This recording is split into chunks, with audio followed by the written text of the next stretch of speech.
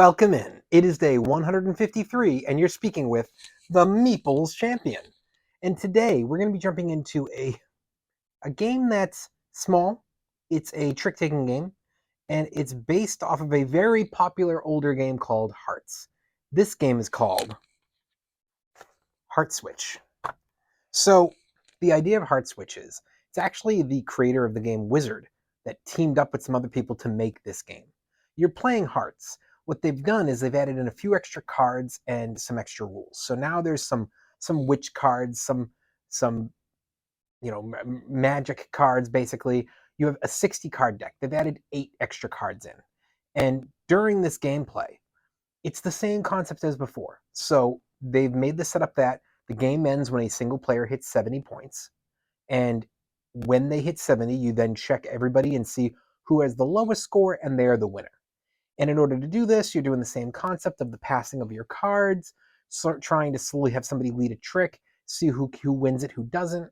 You don't want to get the hearts, they're worth points, but now one of these new cards, if you grab it, doubles all the heart points in your hand. So if you had that card by itself, it's actually worth nothing. But if you had that card with 4 hearts, instead of getting 4 points, you get 8 points. You have other cards that have come in that are going to be worth, just like before with the Queen of Spades, where it was usually a big hit. It's going to be big hitting cards. But you can still shoot the moon, at which point everybody else is going to get a huge hit. And there's now cards that will actually give you points, which will help to mitigate some of these other ones. It's an interesting little game. It's not one I've played very often lately, but when I first picked it up, which was probably about 7-8 years ago, it was a big popular game for me for a while. I love options on playing these different trick-taking games, and Hearts was a popular one for me on the computer many years ago. And this, for me, was the perfect way to get it to the table because I didn't want to play Hearts. I wanted to play something else. This gave me that option.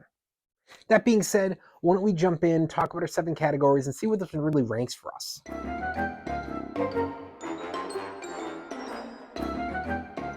When it comes to that art, I think that the deck is really nice. The box isn't amazing to me, but it's also not bad. It's kind of hard because I honestly look at it and I go, do I think it's great? No. At the same time, it did kind of grab my eye when my friend had brought it over. I didn't have to play the game before. I was like, ooh, what's that? Like it grabbed me a bit. But I really try to think it over and think about how many people do I know that have played the game? Not many. And most of them is because I brought the game.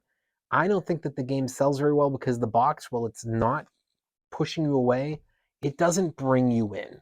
So I have to give it a thumbs down because it's just not that good.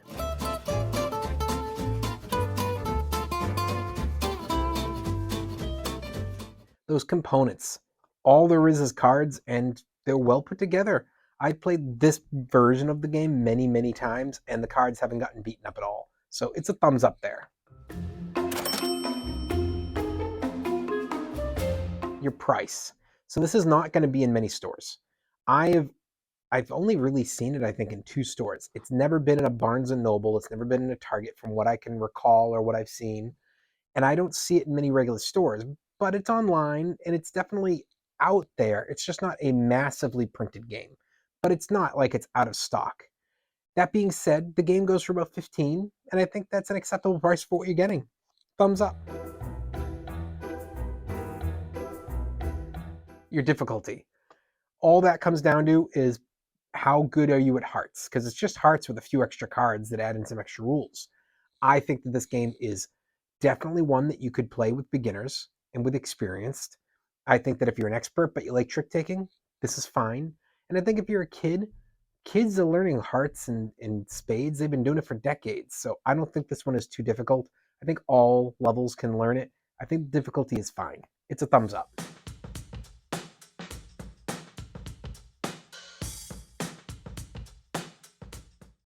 Your replayability.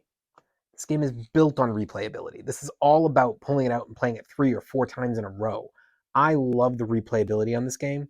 And even though I think that this isn't a game that's going to get to your table that often when it comes to, am I going to play it weekly or monthly or once a season or how many times a year? Maybe you're not going to see it that often. But when you get it to your table, it plays a bunch. It's a thumbs up.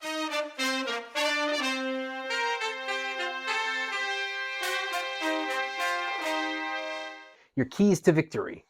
So there are multiple keys because you have the beginning where you pass the cards. That's great because that alone already gives you option. What do you want to do? Are you trying to get rid of the low cards, get rid of the high cards? Are you trying to wipe out a particular type of suit? Are you aiming to get rid of anything that may be in the middle ground and try to really give yourself, only highs and lows to really dodge things and not win accidentally? There are ways around it. I think that's great. And when it comes to the actual play, once you've done that early part, I feel like you don't have a lot of key to victory there. That's up to what you've preset yourself up with, that ability to shift and then dealing with whatever came in. But I think that they are there, so I'm going to give it a thumbs up.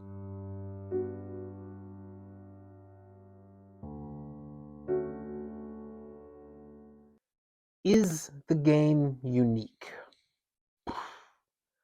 No. It's hearts. It's hearts with 8 extra cards. That's all it is. Which means not only is it going to be compared to hearts, it's going to be compared to spades. It's going to be compared to the game Wizard I talked about. It's going to be compared to all of those trick-taking games. It is thumbs down. Overall, what do I think? If you have a chance to play, give it a play. I think it's fun, but you don't need to own this game.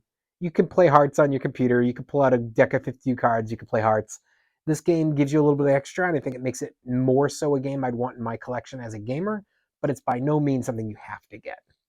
But that's just my opinion. Maybe you love the trick-taking games, or maybe you're only willing to get a game because it does give you that little extra oomph only over a 52-card deck game that you'd find in a book. Well, it has been day 153, and we've been speaking about the game HeartSwitch. And you've been speaking to the Meeples Champion. Like, share, subscribe, and check down below in the description where I'll be adding in an Amazon link in case you want to get this game for your collection. Until next time, I'll talk to you tomorrow.